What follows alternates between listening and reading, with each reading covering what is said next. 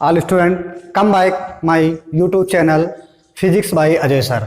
आज आपको पढ़ाना है चैप्टर नंबर 2 वैद्युत फ्लास्क यानी वैद्युत फ्लास्क और गॉस की प्रमेय यानी वैद्युत फ्लास्क तथा गॉस की प्रमेय आपको टॉपिक पढ़ाना है। इसमें देखिए सबसे पहले एक बात आती है कि घन कोण, एक पॉइंट समझ लीजिए कि घन कोण होता क्या है। ठीक है, घन कोण क्या होता है तो सभी बच्चे ध्यान देंगे। घन कोण क्या होता है बेटा, हम लोगों ने समतल कोण पढ़ा है और समतल कोण का फार्मूला पढ़ा है। क्या पढ़ा है? कोण बराबर चाप बटे त्रिज्या पढ़ा है। क्या पढ़ा है बेटा? कोण बराबर चाप बटे त्रिज्या, यानी कि थीटा बराबर किसी कोण का जो चाप होता है, चाप हम जिससे भी लिखे ए बी बी सी जो भी लिखे है ना, और बटे उसकी त्रिज्या आर। ठीक है, तो ये हमारा समतल कोण होता है। उसी के सापेक्ष हम एक घन कोण बताते हैं क्या होता है। आइए देखते हैं, पहले फिगर में देखते हैं घन कोण क्या होता है।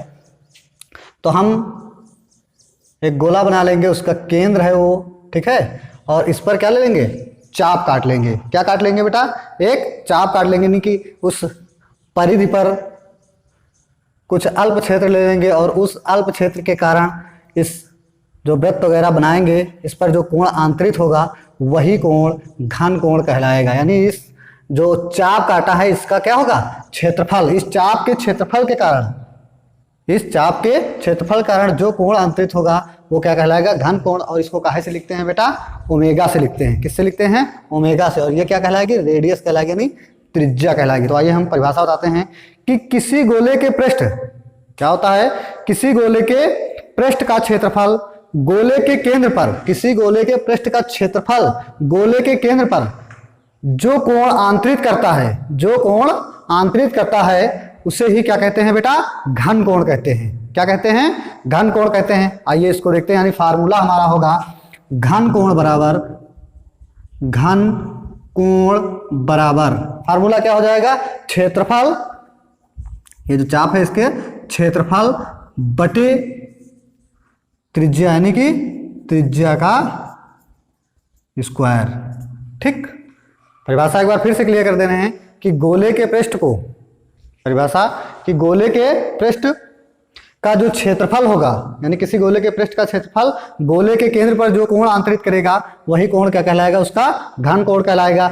आइए गणितीय रूप में अगर इसको लिखना हो तो देखिए यहाँ पर गणितीय रूप में कैसे लिखा जाएगा। गणितीय रूप में घन कोण को हम लिखते हैं ओमेगा से, यानी घन कोण प्रदर्शित करने का नियम ओमेगा है। और क्षेत्रफल क्या होता है? ए फॉर एरिया, और त्रिज्या को आर स्क्वायर। यहाँ ओमेगा बराबर क्या हो जाता है? सूत्र ओमेगा बराबर ए अपान आर स्क्वायर। देखिए इसमें भी जब भी वैद्युत फ्लक्स या गॉस की प्रमेय हम लगाएंगे तो इसमें अल्प क्षेत्र लेंगे। ये जो क्षेत्र है वो क्या है? अल्प क्षेत्र है। इसलिए यहाँ पर जो कोण निकलेगा वो डी ओमेगा बराबर क्या हो जाएगा? D A upon are square. ठीक है, ये क्या होगा? अल्प क्षेत्रफल डी ए हो जाएगा ना। तो यानी अल्पांश भाग का हम ले रहे हैं, जिसके कारण हमारा कोण घन कोण निकलेगा डी ओमेगा बराबर d A upon are square. अब देखिए अगर हम संपूर्ण पूरे पृष्ठ का निकाल लें, है ना, तो संपूर्ण पृष्ठ के लिए, संपूर्ण पृष्ठ के लिए हम क्या कर देते हैं? संपूर्ण पृष्ठ के लिए क्या करते हैं? सही सही लिख देते हैं। संपूर्ण पृष्ठ के लिए क्या करते हैं? इंटीग्रेशन कर देते हैं। किसका? डी ओमेगा का। क्या कर देते हैं? इंटीग्रेशन। और देखिए इंटीग्रेशन के बीच में सिंबल, इस सिंबल का मतलब यह हो जाता है कि सरफेस का संपूर्ण इंटीग्रेशन। क्या हो जाता है बेटा? सरफेस का संपूर्ण इंटीग्रेशन। तो देखिए सरफेस का यानी पूरे सरफेस का इंटीग्रेशन क्या हो जाएगा? बराबर, है ना, integration D A upon are square. अब यहाँ पर देखिए आर स्क्वायर का हो नहीं सकता है, इंटीग्रेशन किसका होगा? डी ए का होगा। तो हम इसको लिख सकते हैं इंटीग्रेशन, यानी 1 अपान आर स्क्वायर बाहर ले लेंगे, इंटीग्रेशन किसका होगा? डी ए का। अब यहाँ पर देखिए ए का इंटीग्रेशन जब करेंगे, ए क्या है हमारी? वेरी गुड, एरिया है ना, इसका एरिया है। तो इसका मान क्या हो जाता है? यानी कि ए का मान कितना होता है बेटा? 4 पाई आर स्क्वायर। यानी एरिया क्या हो जाती है? 4 पाई आर स्क्वायर। यानी ए की जगह पर क्या रखेंगे? वहां पर रख देंगे 4 पाई आर स्क्वायर। तो ये हो जाएगा 1 upon are square equal to 4 pi R square. ये होता है ए का मान, एरिया होती है इसकी। तो आर स्क्वायर से आर स्क्वायर कैंसिल, तो हम लिख सकते हैं कि ओमेगा बराबर क्या हो सकता है? 4 पाई। ये हमारा घन कोण का मान निकला। कि ऐसे हम निकाल सकते हैं किसी वस्तु का घन कोण जो निकालेंगे वो इंटीग्रेशन करके वो क्या निकलेगा, इंटीग्रेशन डी ओमेगा, डी सही से बना लीजिए, इक्वल टू 4 पाई। ओके, धन्यवाद। ये अगला टॉपिक देखते हैं, वैद्युत फ्लक्स। वैद्युत फ्लक्स होता क्या है, परिभाषा जान लीजिए कि वैद्युत फ्लक्स क्या होता है। तो वैद्युत क्षेत्र में स्थित किसी काल्पनिक पृष्ठ से होकर गुजरने वाली वैद्युत बल रेखाओं की संख्या, वैद्युत बल रेखाओं की संख्या की माप को क्या कहते हैं, वैद्युत फ्लक्स कहते हैं। आइए हम फिगर देखते हैं। मान लीजिए ये कोई हमारा क्या है, एक काल्पनिक पृष्ठ है जो वैद्युत क्षेत्र में रखा गया है। तो इससे जो वैद्युत बल रेखाएं निकल रही हैं, है ना बेटा, देखिए ये आ रही हैं और इधर निकल रही हैं, इनसे जो बल रेखाएं निकल रही हैं, ठीक है, तो उनकी संख्या जैसे 1 2 3 ये निकल रही हैं, इनकी जो संख्या की माप होगी वही वैद्युत फ्लक्स कहलाएगी। क्या कहलाएगी, वैद्युत फ्लक्स कहलाएगी। और उसको हम काहे से लिखते हैं, फाई ई से प्रदर्शित करते हैं। परिभाषा को एक बार फिर से रिपीट कर रहे हैं कि वैद्युत क्षेत्र में स्थित किसी काल्पनिक पृष्ठ से होकर गुजरने वाली वैद्युत बल रेखाओं की संख्या की माप को वैद्युत फ्लक्स कहते हैं, इसे फाई से प्रदर्शित करते हैं। अब मान लीजिए इसमें डेरिवेशन के लिए हम क्या करेंगे, इस चैप्टर में जब भी कोई डेरिवेशन करेंगे तो एक अल्प क्षेत्र मान लेंगे, मतलब कोई छोटा सा भाग मान लेंगे। तो यहाँ पर मान लीजिए कोई छोटा सा पार्ट है जो ये है इसी का, ठीक है, तो इसका क्षेत्रफल क्या होगा, इसका क्षेत्रफल हो जाएगा बेटा, देखिए यहाँ पर लिख रहे हैं डी ए, क्षेत्रफल को हम ए से लिखते हैं और डी मतलब छोटे का, ठीक है। और इसकी जो वैद्युत क्षेत्र होगा उसको हम काहे से लिखते हैं, वैद्युत क्षेत्र की दिशा को ई से प्रदर्शित करेगा, तब वैद्युत फ्लक्स हमारा हो जाएगा, क्या हो जाएगा बेटा, फाई ई बराबर क्या हो जाएगा, हाँ वेरी गुड, ई इंटू डी ए। यदि डी ए और ई के बीच का कोण थीटा हो, देखिए क्या हो, यदि क्या लिख सकते हैं हम इसको गणितीय रूप में लिखेंगे तो ये हमारा फार्मूला बनता है। आगे देखिए, यदि क्या हो बेटा, हाँ कह सकते हैं कि ई और डीए के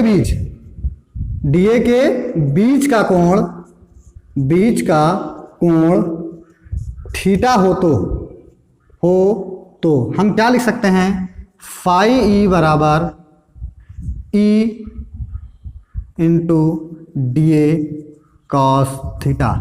अब चूंकि यहां पर देखिए फाई ई बराबर E into d A cos theta, अब देखिए पर कॉस थीटा इसकी भी कंडीशनें होंगी, कोई जरूरी थोड़ी इधर हो या इधर हो या उधर हो, है ना, ई का मान या डी ए पता नहीं किस दिशा में हो, तो इसकी भी शर्तें हैं, अभी बता रहे हैं इसके लिए फिर क्या क्या शर्तें अपनाएंगे, कॉस थीटा का मान कैसा रखेंगे तो हमारा प्रश्न कैसा होगा। आप लोग ये जान लीजिए, अभी हमने जो बताया वैद्युत फ्लक्स, जो वैद्युत फ्लक्स है, मान लीजिए ये हमारा पृष्ठ है, इससे जो हमारी बल रेखाओं की संख्या गुजरेगी वो क्या निकलेगी, ऐसे देखिए यहाँ पर फिगर में हवा चल रही इसलिए उड़ रहा है बेटा, ऐसे, ठीक है। तो बल रेखाओं की संख्या क्या होगी, यूं जाएगी और यूं निकल आएगी, मतलब ये होगी, ठीक, यानी पृष्ठ के अभिलंबवत। कैसी बल रेखाओं की संख्या कैसी होगी, बल रेखाओं की जो संख्या है वो किसके, पृष्ठ के अभिलंबवत होगी, अभिलंबवत।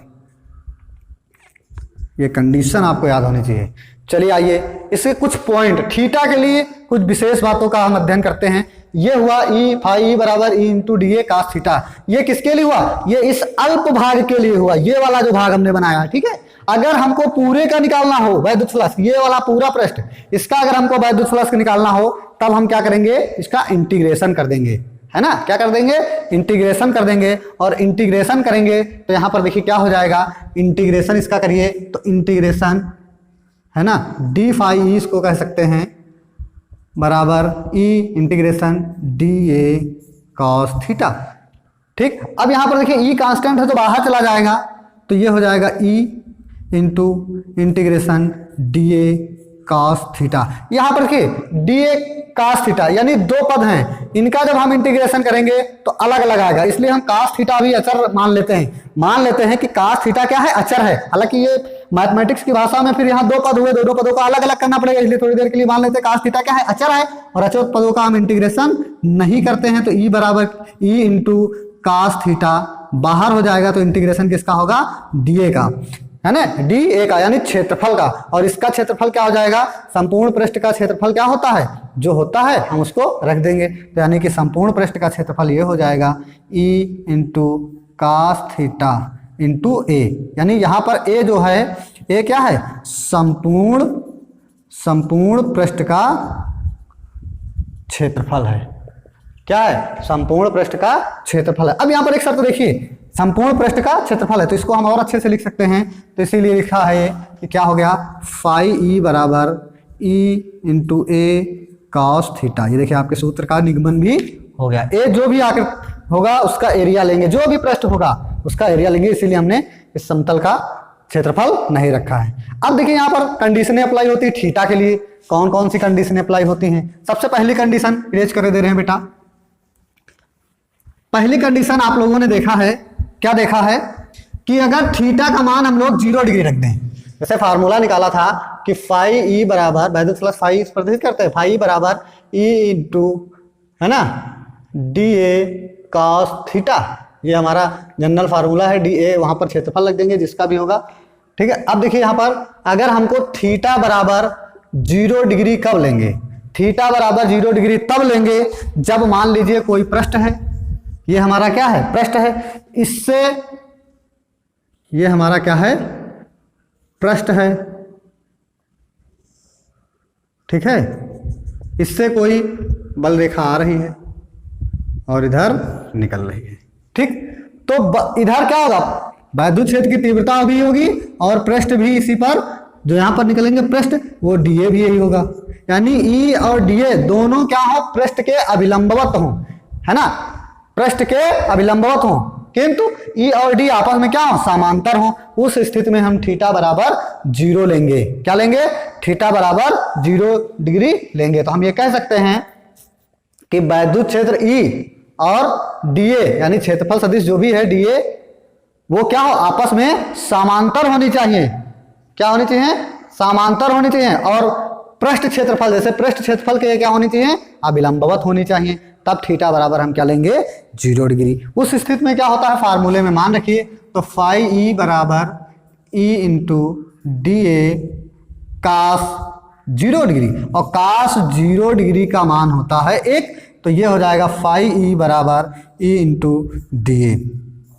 ठीक है, अब यहां पर देखिए यही मान क्या होगा, हम देखते हैं धनात्मक होगा कि ऋणात्मक। ये वैल्यू धनात्मक होती है क्योंकि इसकी वैल्यू धनात्मक आई है, और ये सबसे अधिकतम भी होती है। ठीक, कब, जब ई और डीए समान दिशा में होंगे। यहां लिखे दे रहे हैं ई और डीए समान दिशा में होंगे, समान दिशा में होंगे, तथा ये फिर दूसरे फॉर्म में लिख सकते हैं। दूसरे फॉर्म में ये लिख सकते हैं कि ई और डीए इस पृष्ठ के अभिलंबवत हों। ठीक है, दूसरी शर्त देखिए यहां पर, पहली शर्त के बाद दूसरा, थीटा बराबर हम 90 डिग्री कब लेंगे, क्या लेंगे, थीटा बराबर 90 डिग्री कब लेंगे। तो उसके लिए आप फिगर को देखिए, यहां पर जो ये था, ठीक है, ये ओके, ये क्या हो जाएगा हमारा, वैद्युत क्षेत्र की दिशा ई हो जाएगी, और ये क्या हो जाएगा ऊपर डी ए हो जाएगा। इसमें क्या है, जब थीटा बराबर 90 डिग्री तब लेंगे जब वैद्युत क्षेत्र और ये डीए आपका आपस में क्या हो, लंबवत हो। यानी कि कह सकते हैं, यानी डीए आपका पृष्ठ के समांतर और वैद्युत क्षेत्र की दिशा पृष्ठ के क्या हो, लंबवत हो। उस स्थिति में हम थीटा बराबर 90 डिग्री ले सकते हैं। यानी यूं कह सकते हैं कि ई और डीए आपस में क्या हो चाहिए, हाँ, आपस में लंबवत हो। उस स्थिति में हम थीटा की जगह पर 90 डिग्री ले सकते हैं। लेकिन शर्त है कि क्या है, क्षेत्रफल सदिश पृष्ठ के समांतर हुई। ठीक है, क्वेश्चन न्यूमेरिकल में आता है ना, क्षेत्रफल सदिश पृष्ठ के समांतर है, और ये वैद्युत क्षेत्र की दिशा पृष्ठ के अभिलंबवत है। अगली शर्त कि थीटा बराबर 180 कब लेंगे, इसमें देखिए मान रख के हम बता देते हैं। तो जब फाई ई बराबर E into d A cos theta रखेंगे, तो कास 90 की वैल्यू, तो फाई ई बराबर देखिए E into d A cos 90 degree. Cos 90 degree का मान कितना होता है, सभी लोग जानते हैं, क्या होता है, 0। इसलिए ये मान होता है 0, और इसलिए पूरा पद क्या हो जाएगा, 0 हो जाएगा। तो फाई ई बराबर क्या हो जाएगा, 0। ठीक है, क्या हो जाएगा, 0 हो जाएगा। अगली शर्त हम बताएं कि जब थीटा बराबर 180 कब लेंगे न्यूमेरिकल में, तो थीटा बराबर 180 तब लेंगे जब वैद्युत क्षेत्र की दिशा और क्षेत्रफल सदिश दोनों आपस में क्या होने चाहिए, विपरीत दिशा में होंगे। यानी कि डीए क्या होना चाहिए, डीए और ई दोनों आपस में क्या होंगे, विपरीत होंगे। क्या होंगे बेटा, विपरीत होंगे। उस समय हम थीटा का मान क्या लेंगे, 180 डिग्री लेंगे। यानी क्षेत्रफल सदिश और वैद्युत क्षेत्र की दिशा दोनों आपस में क्या हो, विपरीत हो, तब हम थीटा बराबर कितना लेंगे, 180 लेंगे। और उसके लिए देखिए फाई बराबर ई इंटू डी ए कास 180, और कास 180 डिग्री की वैल्यू होती है बेटा -1, ये -1 हो जाएगा, तो ये हो जाएगा, ये पॉइंट है मतलब गुणा है, तो E इंटू डी ए -1 से गुणा होगा तो ये माइनस का ई डी ए आ जाएगा बेटा, आ जाएगा। यानी वैल्यू क्या होगी, ऋणात्मक में आएगी। किसमें आएगी, ऋणात्मक में आएगी। ठीक, ओके धन्यवाद। गास की प्रमेय या नियम, आपको प्रमेय कह सकते हैं या नियम। नियम क्या है, आइए हम ये देख लेते हैं। क्या होता है, किसी बंद पृष्ठ से गुजरने वाला, लिखे दे रहे हैं, किसी बंद पृष्ठ से गुजरने वाला किसी बंद पृष्ठ से गुजरने वाला वैद्युत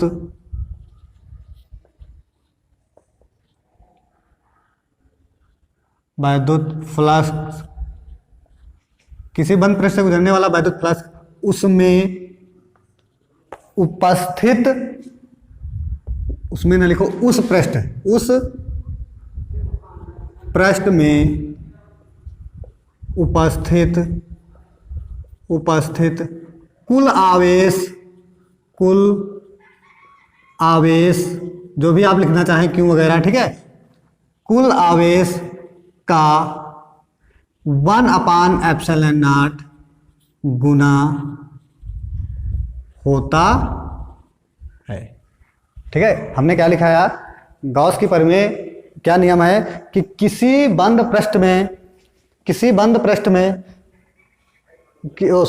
पृष्ठ से गुजरने वाला वैद्युत फ्लास्क उसके अंदर, यानी उस पृष्ठ के में वैद्युत फ्लक्स उस पृष्ठ में उपस्थित कुल आवेश का 1/ε0 गुना होता है। अब देखिए, यदि बंद पृष्ठ, यानी कोई अगर बंद आकृति है उसका कुल आवेश कितना है, यानी कोई बंद आकृति है, जैसी भी आकृति हो, किसी भी बंद आकृति, ये नहीं कि ऐसी हो, किसी बंद आकृति हो, इसका टोटल आवेश, चाहे यहाँ Q1 Q2 मतलब जो भी आवेश हो, इसका कुल आवेश होगा। अगर ज्यादा आवेश है तो उनको सबको जोड़ देंगे, Q1 + Q2 + Q3, है ना, मतलब जैसे जितना भी है 4 कूलाम, 6 कूलाम, 8 कूलाम, जितने कूलाम है, माइक्रो कूलाम कुछ भी हो, उनको सबको जोड़ेंगे। ठीक है, तो इसका नेट कूलाम आएगा Q, जो भी आएगा, है ना, तो इस आवेश में कितना आवेश होगा, इस सबको जोड़ेंगे जितना भी आएगा, यानी कि कह सकते हैं इनको जोड़ने पर हमारा चार्ज जो आएगा वो कितना आएगा, क्यों आएगा, कितना आएगा, क्यों आएगा, आवेश क्यों है। तब हम गॉस की प्रमेय क्या लिखेंगे कि, और उसका वैद्युत फ्लक्स क्या हो, फाई हो, तो फाई ई बराबर क्या हो जाएगा, Q/ε0। ये परिभाषा है हमारी।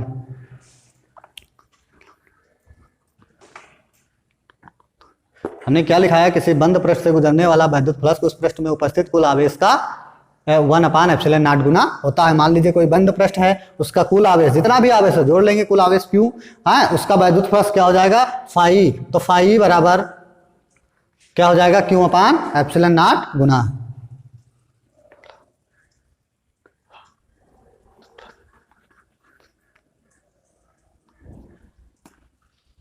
अब यहां पर देखिए बेटा, एप्सिलॉन क्या है, आप सभी जानते हैं, पहले चैप्टर पढ़े हैं, निर्वात या वायु की वैद्युतशीलता, जिसका मान आप लोग फिक्स कर चुके हैं। क्या होता है, हम नहीं बल्कि आपके साइंटिस्टों ने फिक्स करके दिया है, 8.8 जो भी है आप सभी जानते हैं। ठीक है, लेकिन अगर मान लीजिए एक शर्त और है, अगर इस सूत्र का इस्तेमाल कब करेंगे, जब वो पृष्ठ क्या होना चाहिए, बंद होना चाहिए, ओपन पृष्ठ के लिए मान्य नहीं है। समझ में आई बात। अभी देखिए, वैद्युत फ्लक्स की परिभाषा आपने पहले भी पढ़ रखी है, क्या पढ़ा है आपने, फाई ई बराबर क्या पढ़ा है, E into d A cos theta भी पढ़ा है, अगर थीटा है नहीं है तो फाई इंटू ए पढ़ा है ना। अगर इसमें फाई का मान रखना पड़े तो क्या आ जाएगा, क्यू अपान एप्सिलॉन नॉट बराबर ई इंटू डी ए। यहाँ से हम तीव्रता वैद्युत क्षेत्र की दिशा या तीव्रता निकाल सकते हैं। तीव्रता निकालने के लिए हमको क्या करना पड़ेगा, Q upon epsilon not into बराबर है ना ई इंटू डी ए है। तीव्रता निकालने के लिए तिरछा गुणा करेंगे तो ये हो जाएगा ई into d A epsilon not बराबर क्यू।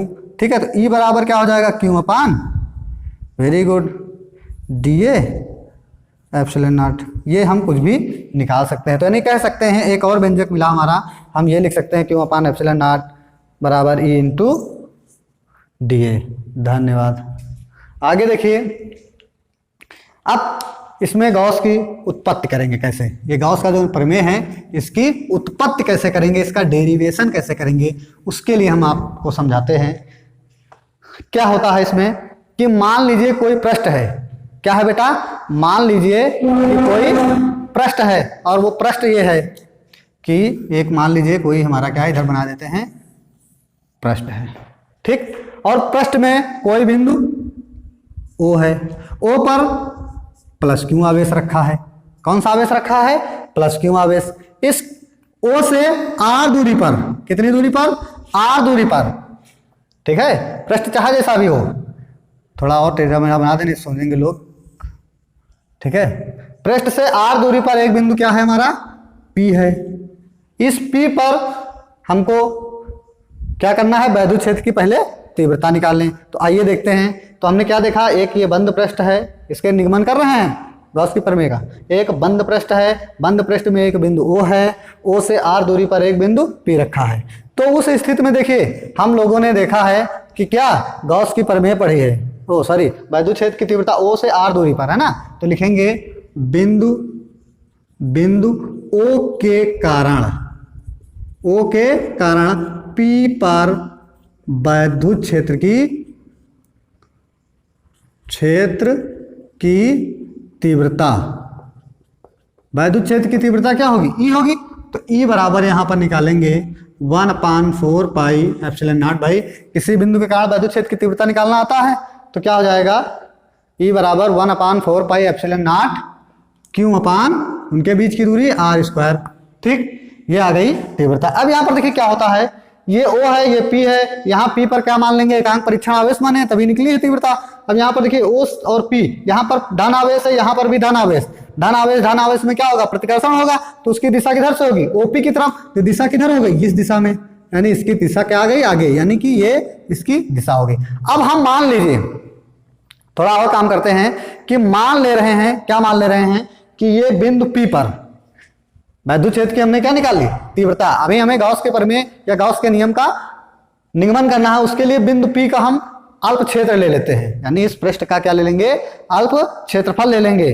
ठीक है, तो अल्प क्षेत्रफल क्या हो जाएगा, इस पूरे का क्षेत्रफल A है, देखिए जो भी आकृति है इसका क्षेत्रफल क्या है, A है, तो इस P के संगत हम इसका क्षेत्रफल लेंगे जो अल्प क्षेत्रफल होगा। और यह अल्प क्षेत्रफल क्या चीज, अल्प क्षेत्रफल को हम काहे से लिखते हैं, dA से लिखेंगे। किससे लिखेंगे, यानी P का अल्पांश भाग लेंगे, यानी अल्प क्षेत्रफल लेंगे और उसको हम काहे से लिखेंगे, dA से लिखेंगे। आइए देखते हैं dA से जब लिखेंगे तो क्या हो जाएगा, इसमें एक यूनिट वेक्टर बना लेंगे। क्या बना लेंगे, यूनिट वेक्टर। ठीक है, इसका ही क्षेत्रफल हो जाएगा ये। अब इसका यूनिट वेक्टर क्या होगा, इस दिशा में होगा dA, जो कि कैसा होगा, यूनिट वेक्टर होगा यहाँ पर। ठीक है, एकांक सदिश होगा, कैसा होगा, एकांक सदिश, इस फॉर्म में हम लिख देते हैं। अब इनके बीच का कोण भी होगा, तो मान लीजिए क्या कोण है, थीटा मान लेते हैं। dA का, ये dA है, इसका यूनिट वेक्टर क्या हो जाएगा, ये हो जाएगा। ठीक, इसका बीच कितना कोण है, थीटा कोण। उस स्थिति में हमने क्या लिखा, यदि बिंदु यदि E और dA इनके बीच का कोण, E और dA के बीच का कोण क्या है, थीटा है, तब जो DS से गुजरने वाला है वैद्युत फ्लक्स, यानी हम लिख सकते हैं E और dA के बीच का कोण थीटा है, तो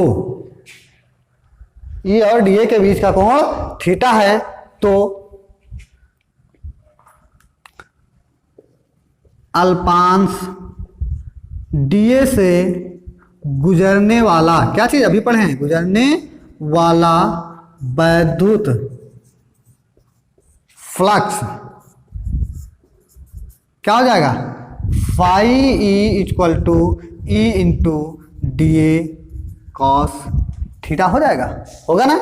इसको हम कौन सा, एक समीकरण 2 मान लेते हैं और इसको ऊपर वाले को समीकरण 1 और इसको समीकरण 2 मान लेते हैं। अब यहां देखिए समीकरण 1 से 2 में ई की वैल्यू रख दो, तो ये हो जाएगा फाई ई बराबर, ई का मान हो जाएगा 1/4 पाई एप्सिलॉन नॉट, है ना, क्यू अपान आर स्क्वायर, ये ई का मान हुआ, और डी ए कॉस थीटा, तो ये हो जाएगा डी ए कॉस थीटा। अब यहां पर देखिए एक कंडीशन अप्लाई होती है, इसको हम थोड़ा सा इस फॉर्म में लिख सकते हैं कि फाई बराबर Q upon 4 pi epsilon naught r square लिख सकते हैं, नहीं सॉरी 4 पाई एप्सिलॉन नॉट, इस फॉर्म में लिख सकते हैं, और into d A cos theta upon are square ये भी लिख सकते हैं। तो यहां पर देखिए ये जो d A cos theta upon are square है, क्या है बेटा, d A cos theta upon are square है, इसको हम घन कोण बोलते हैं, क्या बोलते हैं, घन कोण, जिसको हम कहाँ से लिखते हैं, ओमेगा से लिखते हैं, यानी कि ये डी ए है तो डी ओमेगा हो जाएगा, क्या बन जाएगा, डी ओमेगा। तो इसकी जगह पर हम क्या लिख सकते हैं, डी ओमेगा, तो हम लिखेंगे फार्मूला जो बनाएंगे उसमें क्या बनेगा, फाई ई बराबर Q upon 4 pi epsilon naught D omega, क्या बनेगा, डी ओमेगा। अब यहां पर देखिए